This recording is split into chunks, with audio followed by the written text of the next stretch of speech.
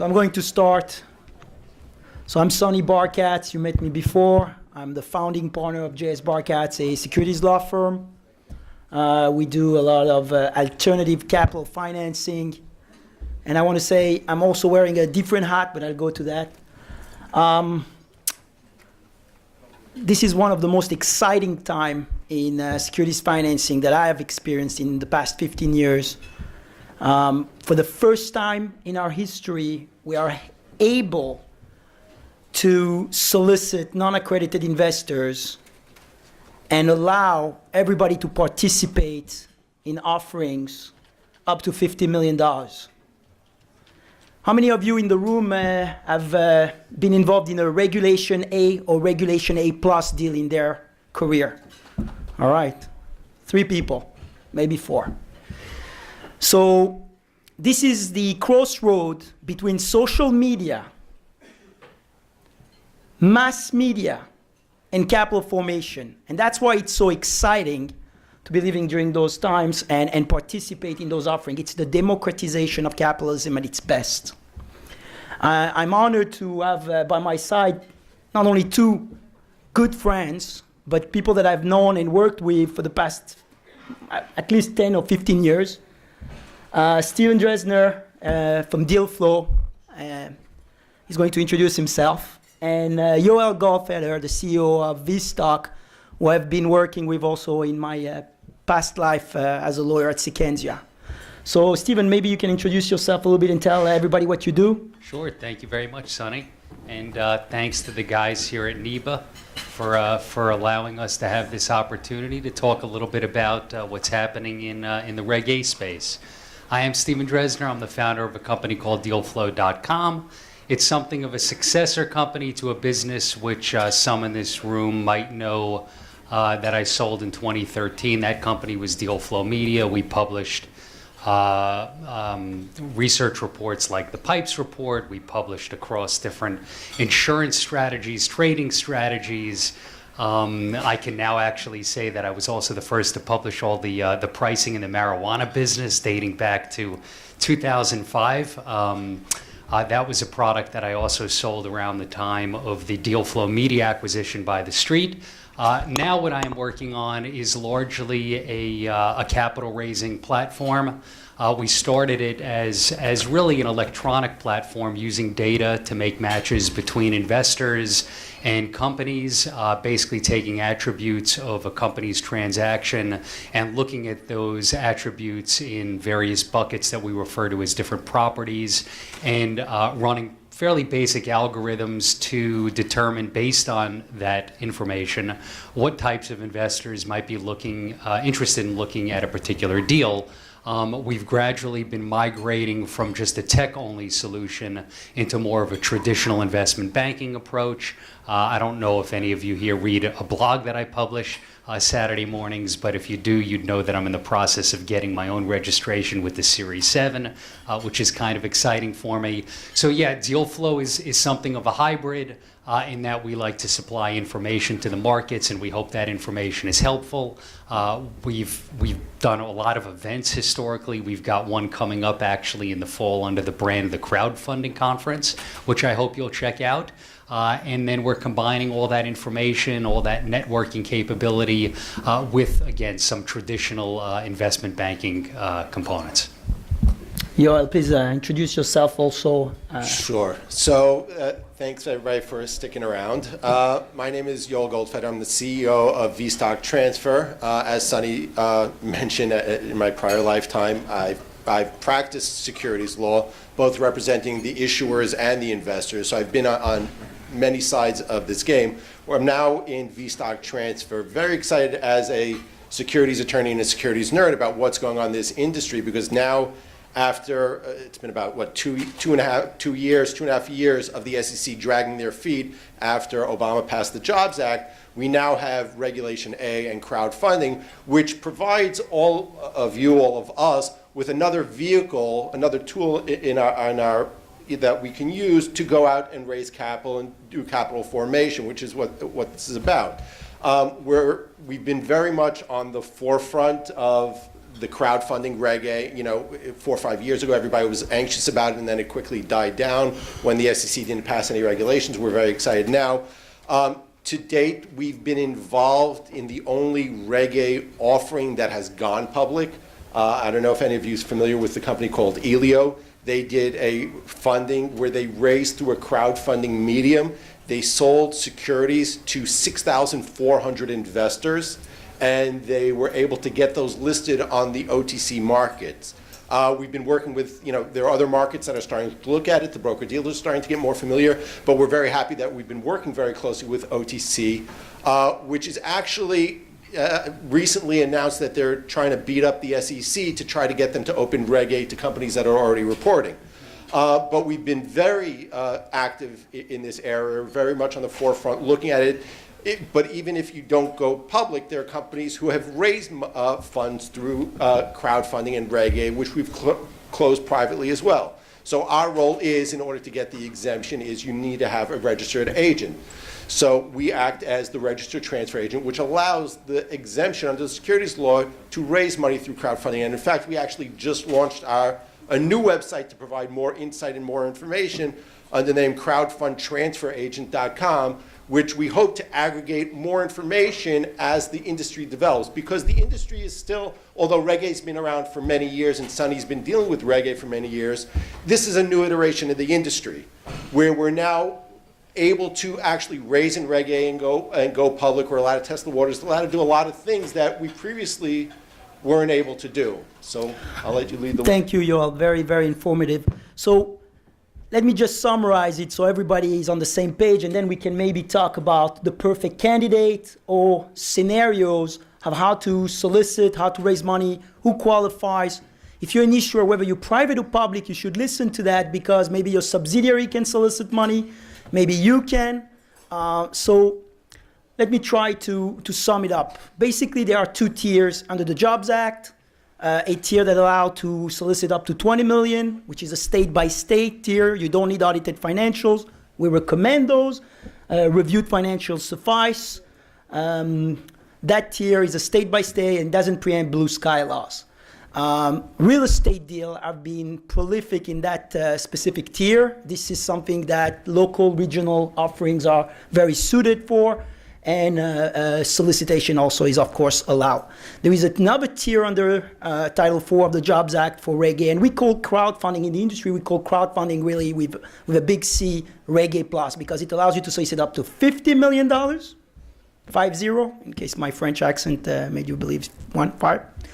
And you need audited financials, and there is a cap. Investors are limited to participate in every one of them in this offering if they are not accredited to 10% of their net worth or 10% of their annual income, the higher of the two. It preempts blue sky. There is no blue sky requirement, and you can solicit nationwide up to $50 million. So let me turn around to my panel and ask a few questions. Steve, you looked at the market in depth. What kind of candidate do you believe is the most suited candidate for this type of offering?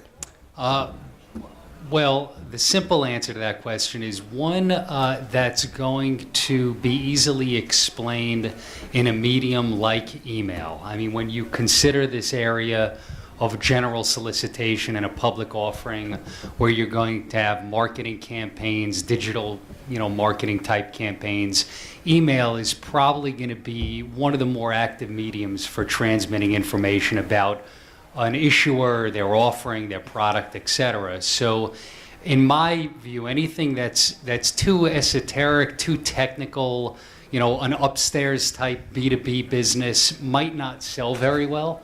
Products that maybe employ, your 5 senses, you touch them, you eat them, like that Stewart's deal, for instance, I find interesting because people will know that brand.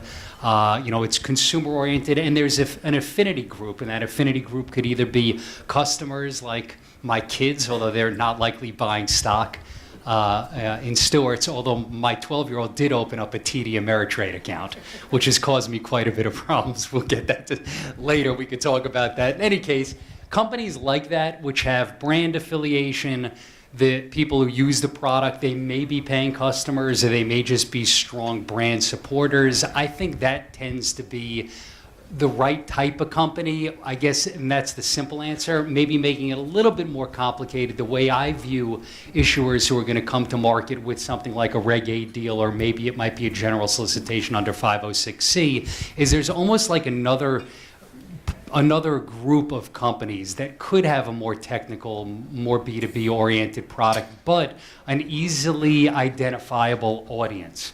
So if you've got, a med device company, let's say, where you could identify, I don't know, surgeons who would be knowledgeable about that particular medical device, and potential brand advocates like my children's are for highly caffeinated sugary drinks.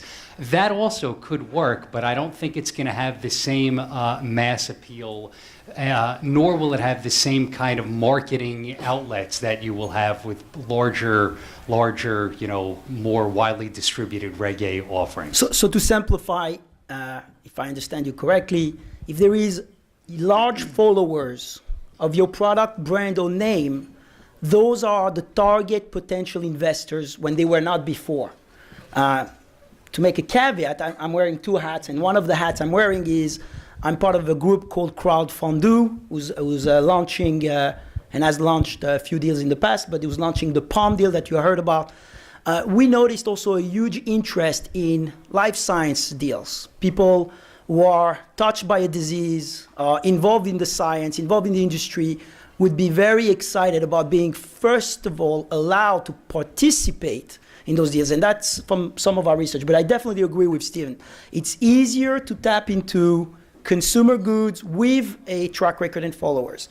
Yoel, if I may, can you give us a little bit of bullet points of a guideline on how a deal is going through and what's your role in that deal?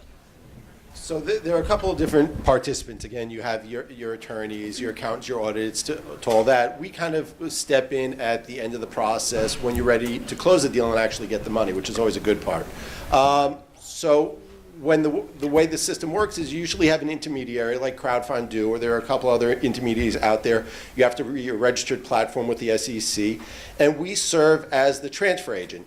So for the example, the scenario I raised regarding Elio, they went public with the SEC. They went public with the SEC. They got listed on the OTC. As soon as they got listed, I believe it was in February, we received, I was sitting in a meeting. I looked at my phone. Within about 5 minutes, I had 200 emails because the company did an offering for 6,400 individual investors. I mean, when you talk about crowdfunding, you're talking about Kickstarter campaigns and things of that nature where you're going to the public. Well, now you're not giving out T-shirts or you sign up for a pen or their new product. You're giving people an ownership in your company. And at the end of the day, they're like any other shareholder who's an investor that you have to answer to. So I had hundreds of shareholders reaching out to me. Great, I was issued stock. Now let me start trading it. How do I get into my brokerage account? And we act as that intermediary, that go-between, who works with the brokers to actually deliver the shares into your brokerage account. So unlike when you're doing a traditional IPO where there's an underwriter and they usually are your brokers and they work with your brokerage firms, here there is a step. You're not dealing with a broker. You're not paying those underwriting fees. There's no intermediary. We're dealing directly with the shareholders to work with them to get their shares into their account. So again, if you go private, it's very different. We maintain the records, we issue the stock certificates. If you have a shareholder that wants to, shareholder scenarios all the time, they want to gift shares to their children, things like that, we deal with that on the regular basis. If you go public, we're then involved in the process to help you get your shares actually into the marketplace and traded. So a little caveat, under Reg A, the shares are freely tradable, and that's important to know. So you have to understand, Reg A is not something I would compare, and interrupt me if you disagree, but it's not something I would compare to an IPO or a public offering. It is something that I would compare to a private offering that has major upsides. And once you have done and completed that deal, now you have the opportunity to get listed into an exchange, whether over the counter or a national exchange if you qualify. And now you really have a large pool, if you have been successful, of free tradable shares in the hands of not necessarily sophisticated investors who probably are going to be maybe interested in playing the market. But I think there is interesting data on the liquidity that follows such an offering. Maybe you can enlighten us on that. So just to touch on what Sonny said, I mean, it's a very different process than an IPO, and it's very different. It's like, but it's very different than if you're going out to do a private fundraising. You know, we used to have the threshold of an accredited investor. So you were only able to make investments in these companies if you had a high net worth or other indicia. As Sonny mentioned, the SEC has now lowered the criteria of who can invest in these deals. So you're not necessarily going out to the sophisticated investor.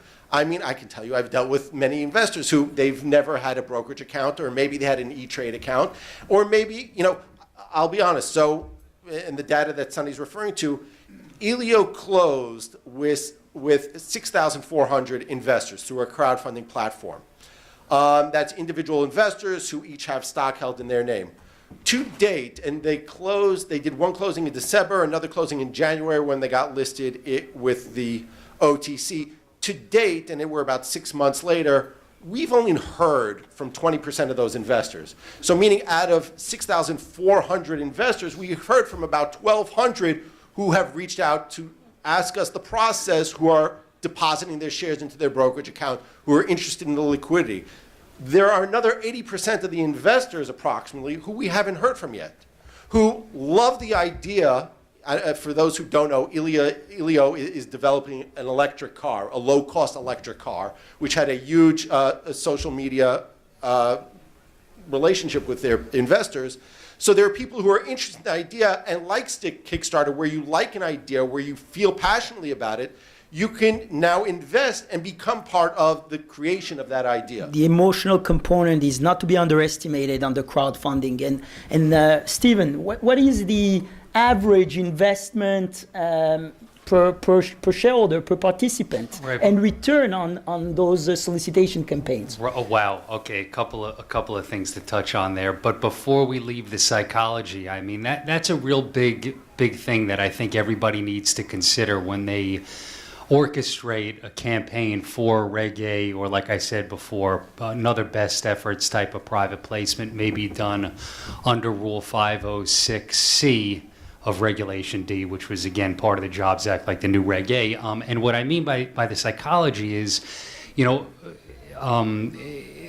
buying stock, investing in a company carries a whole different mental dynamic than buying something like a pair of shoes online. If you go to Amazon or Zappos and you buy a pair of shoes and you're unhappy with them, you might return them, or you might keep them and post a negative comment on that website. A security sale carries with it a totally different psychology. And so as that relates to what you were just asking me about, Sonny, you know, conversion rates, to me, that is everything in this business. When you start talking about digital marketing and list targeting and email solicitations, it is all about understanding what kind of conversion you need from the initial contact with someone who indicates interest, to engagement, to actually closing them. So in the Elio deal I heard this morning, it was anecdotal, I don't know it for sure, but something like 600,000 plus leads were generated as a result of the Elio marketing. So if you translate that into, you know, 6,000 or 6,300 some odd investors, you've got about a 1% conversion, which to me sounds pretty good, actually. Knowing email marketing. And that's really, I think, what the industry, you know, a lot of the people in this room are going to be focused most on in terms of generating successful campaign results. And the ability to increase that conversion, I think, will be a direct result of more proactive efforts on the part of intermediaries like broker-dealers. So although we talk about best efforts, and it's not IPO-like in that there's no underwritten process, there's no firm commitment to the offering.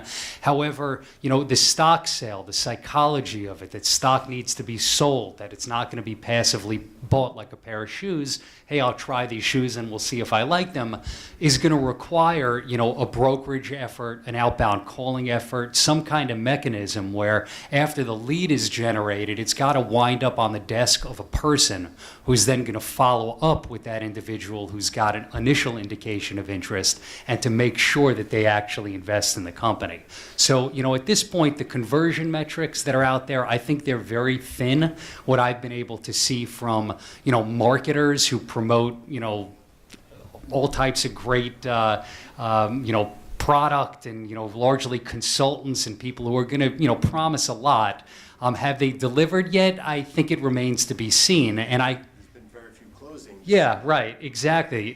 There's been very few closings. So anything that you're hearing from any consultant, any kind of marketing guru, self-proclaimed marketing guru, you really have to be a little bit suspect about, because if they're not tied into the deal on any kind of success basis, you don't know. And they might not care, so they walk away with their fee. Maybe they're charging, $50,000, $150,000.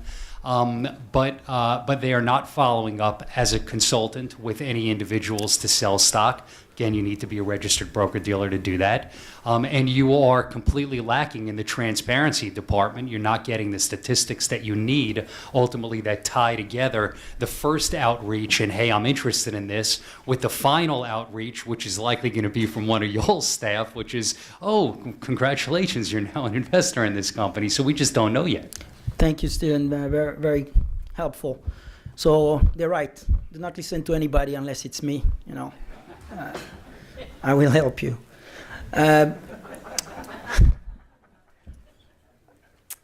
Listen, to be blunt, this is a one-in-a-lifetime opportunity. Maybe you'll have another opportunity like that in your lifetime where the gates of El Dorado open and you have an opportunity to generally solicit and market your deal directly to the end investor, the end best advocate and follower.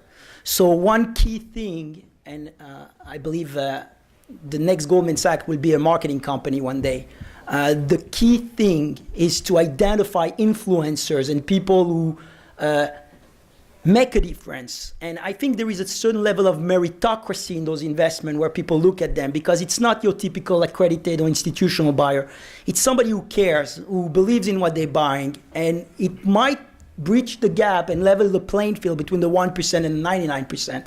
And that's the beauty of Reg A+. $50 million is enough money to make a difference, and a lot of company may take it. I think what we should do, maybe if you allow it, we should take a few Q&A and have the room interact with us. Yeah, thank you. But you need to be loud because we don't have a microphone for you. Okay, perfect. So I have two questions. Average size of the investment, for that you're saying in Reg A, and then two, you spoke of the affinity group. How many people would you say you needed an affinity group to be successful? So I'll give a short answer and then I'll pass it to Yoel. We have seen in the deals that we have done, so every deal is different. If it's a real estate deal, very few investors will come in if the numbers make sense, people understand them, and you'll probably sell your deal before you finish the filings. If it's a consumer good product, if it's an established product, they already have consumers. So we're working with a famous emergency care facility in New York, and they are making or planning on making the offering only to people who are patient to their 50 facilities in New York. So they are making it exclusive for people who are sick and come to their facilities, and their pool is about 2 million patients today.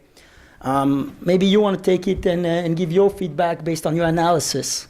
Sure. I mean, success is all relative. It depends how you define success. So you're looking at a different market. So beforehand, if you needed to raise, let's say, $10 million, you would hopefully put together a group who would each put in, 10 people put in $1 million each. However, now from a crowdfunding standpoint, you're looking at a different kind of investor. You're looking at an investor that's not putting in $1 million. You're looking now for 100 investors who are now going to put in $1,000, if the math is right. So, I think Elio was looking to raise, if I'm not mistaken, 25 million. I believe they raised somewhere in the neighborhood of 16 to 18 million. I just don't recall. 75. Oh, you're right, 80. 18. No, they got oversubscriptions and they closed on 17. They were Oversubscribed. in interest, but the Correct. actual closing was about 17 million. Correct. So 6,400 shareholders, 17 million. You're talking about a lower dollar amount per investor, but you're really looking to turn the whole market upside down. I'm now not looking for that one investor who's going to fund me $5 million, $10 million, and now going to be my partner, but you're looking now to 10,000 investors. And I think we have a closing coming up where the company's issuing stock to 10,000 investors. It's a little scary and a little daunting. That's not really how the industry has worked. That's not, I've spoken to the SEC. They're very nervous about this, which is why they've dragged their feet for so many years. However, it goes pretty fast. It takes about an average of 70 days to go and be effective with your filing, 70, 75 days. So the SEC is also, for the first time, I would say, really following one of their obligations, which is to facilitate capital formation, not only to protect the shareholder, the investors, but also facilitating capital formation. So the news we've heard is that the SEC has been moving forward on reviewing the registrations. So Yes, sir. I was just wondering if there's any visibility on the SEC's pipeline and how many deals are in that pipeline. Oh, I'm not. I look at one deal at a time on my desk. But I think there are about 120 to 140 current deals that are in some phase of registration. Now, again, every deal. One good thing about Reg A is there's a lot of flexibility in how you structure the deal. So I'll tell you, one of the headaches that we had with Elio is you had 6,400 people going to market with their stock. There was a tremendous bottleneck just to get the securities, because unlike an underwriter who's just putting all the securities in the marketplace at one shot, you have each individual investor has to do it. So the liquidity has been difficult because there was a bottleneck. Again, it was also the first Reg A deal. A lot of brokers says, what the hell's Reg A? Now there are people that are putting different types of structures in place with hybrids where they do go to a handful of high net worth investors for a portion of their investment, and then also go to the crowd to supplement that. And no integration rule. I mean, one of the key component here is you could have a Reg D simultaneously or prior to your Reg A very closely one to the other, and that's a key component. If you don't have the money, raise it and come back see me. This is feasible. Any other questions quickly? Just due diligence on customer suitability, all that sort of thing. Can you speak to that? Well, no bad actor is the main key, but maybe Steven, you want to talk about that, or?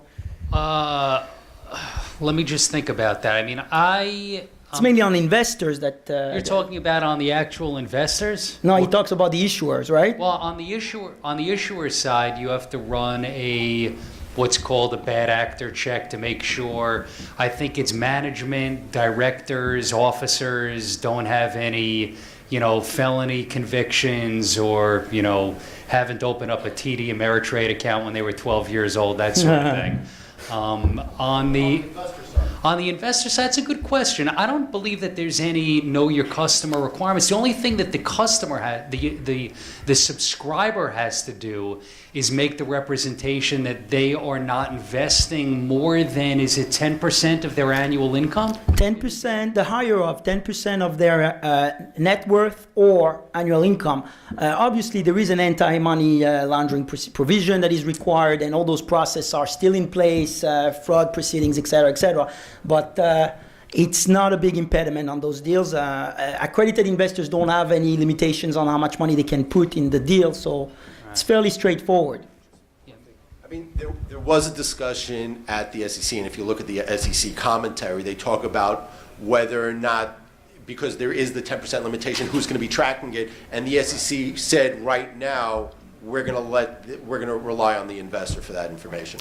Which doesn't apply in 506C rule. So you have the 506C that allows you to solicit accredited investors, and you need to vet those investors and make sure that they are indeed accredited. One of the things that we provide in our law firm is we make sure that they are accounted, provide an opinion letter saying that they qualify under the rule, and we feel that it's sufficient. I think we're going to take one more question, and that's it. Yes, sir? Under Title III, the rules, it seems like there's a lot of people sitting on the sidelines watching to see what happens there. Do you see Indiegogo or Amazon or somebody else possibly jumping in because they have such a massive base to the unaccredited investors? Where do you see that going? Go ahead, Stephen. I just think that's interesting, but it's Put the microphone in front of you. You're talking about a highly regulated industry. Airbnb's having enough issues. I don't see them getting kind of the securities offering unless. Well, I could tell you this past week we spoke with Slava Rubin, who's a founder of Indiegogo, and I could tell you very much they're interested. Oh yeah, and my view is, maybe you'll have 6 months, a year, a couple years where we watch some of the bodies pile up and trying to figure all this stuff out. I think Facebook is going to go into the play. I mean, I don't see them staying idle to that. I mean, I really, this whole space is just fascinating as a guy who's made a lot of products, because it's very hard to refute this basic idea that capital formation is moving online, whether as an investor it's from the perspective of, hey, I'm interested in investing in electric cars, so let me go find a good EV deal, or it's on the issuer side, which is deal sourcing and using data and using digital distribution. I mean, in 10 years, 15 years, Reg A and general solicitation under Reg D, Rule 506C. I mean, it's so hard to dispute that these are going to be, important ways companies will raise capital, and mostly because we're talking about the internet generation. Yep. I mean, I'm 45, I'm arguably an old guy. But when I look to my kids, and even guys who are in their 20s coming up in the business of Wall Street, they grew up with the internet, as a place where they find stuff and research stuff and buy stuff. And to them, a deal is kind of stuff. I agree with Steven. The world is moving forward. People are going to do deals on their smartphone. That's why they need the encryption system device there that we have on the palm. And thank you very much. It was a pleasure. If you have any questions, we're available. Me, Yoel, and Steven. Thank you, guys.